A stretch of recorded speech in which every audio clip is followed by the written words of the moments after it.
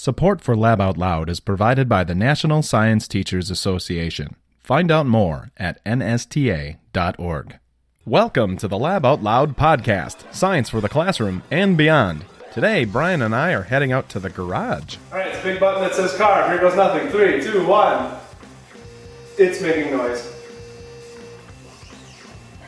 Here we go. Is that what's supposed to be happening? I hope so. Oh. And that's up next on Lab Out Loud, but first I'm your co-host Dale Basler. And I'm Brian Bartel. And this episode's another On the Lookout episode.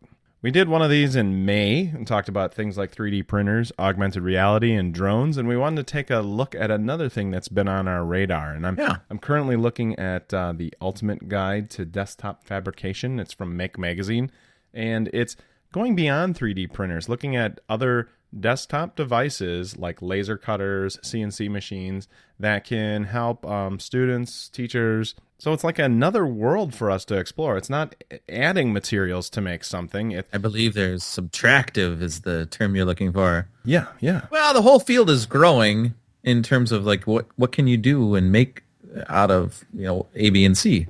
And I think accessibility to these types of tools is important for any classroom experience for our students because there are people who make the argument that some manufacturing is going to come back and be local in our communities. It's going to be smaller, on-demand manufacturing. That way we can get these delivery times and get specialized products out to people right away. And so then these tools, that's something that we want to introduce to our students. Unfortunately, they're getting a lot cheaper. And also just basically, as you said, a desktop. So you can literally have it sitting next to you in your workspace instead of having to go to what we'd call shop class or tech ed where those kinds of machines would be housed. Yeah, and the software for them is what is also really becoming really more powerful and a lot easier to use. And so one of the new things that we got to try out is from a company called Inventables. They sent us a Carvey. It's a desktop CNC machine. It's a desktop carving machine. It'll carve into plastic and wood. And they sent it to us to give us a chance to try it out. All right, let's do this. This box says open me first.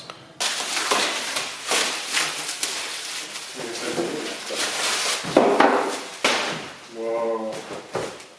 Oh. Hold on. Nice. Whoa. Look at that. Ooh, it smells like making. Industrial making. These are supposed to And be... it's got a nice solid build to it. It didn't feel, we've had some 3D printers too where you're like, oh, I'm a little concerned that this might break somehow. This is like Solid. yeah, it's not like little.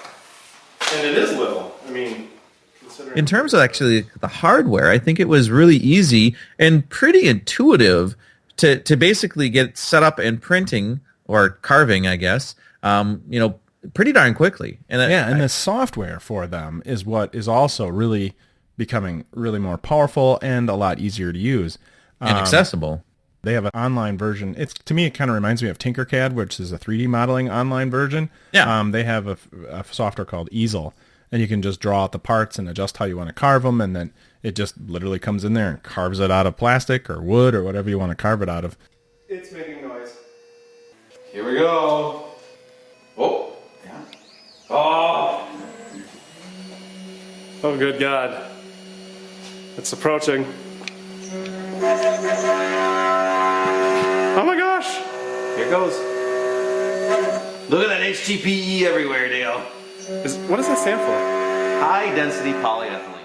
The other neat thing about using the Carvey was kind of an emotional connection. And, when you're doing 3D printing, for instance, you build up from ground and, and that's kind of cool. But this one takes it away and there's lots of leftover stuff. It just it was kind of made you feel like you're getting your hands dirty and doing something.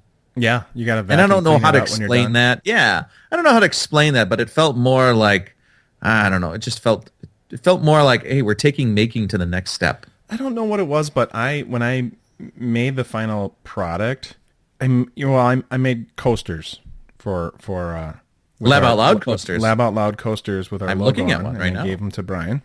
It's looking empty. I need something on it. Well, that can be arranged.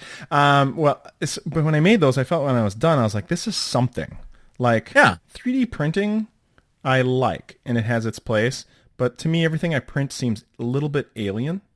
Whereas the carving idea seemed like, well, this is a real thing when I'm done, you know? Yeah. And I don't know what that was, but I know what you're trying to say, but it's kind of a connection there.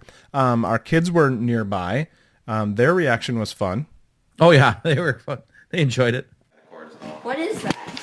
You'll see. Carvey carves things. All right, ready? Go for it. Andrew. Here goes nothing. Ready? What are you guys making? Oh, it's making the Lab Out Loud thing. What is it carving on? It's carving that large piece right there. I know. Yeah. How long is the print take? Does it give you time? We're at about 10 minutes, it said. We're at 25%. Wait, is that foam? What are you carving it on? High-density polyethylene. And like 3D printing, what I like about this too is that students can actually make a physical product that's tangible. And I think that's where the market's going in education, is to think about solving problems, making things, physical, tangible things that, you know, you can take home, and it's a real physical showcase of what you've learned. Oh my gosh, it's done. Yeah, that one's done. All right, let's open it up. Got it?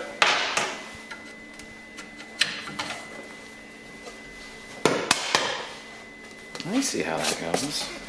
Ta-da! I've said this before. Your entire education, the products of your entire education can't just live in a Google Drive somewhere. It needs to be some real artifacts. And I really like the opportunities where you can take something, that's maybe in the physical world, and then adjust it, design it using the full power of what computers can do for us, and then get something back. I mean, that's when you're working with a computer, when you're working with a robot, that you get so much farther.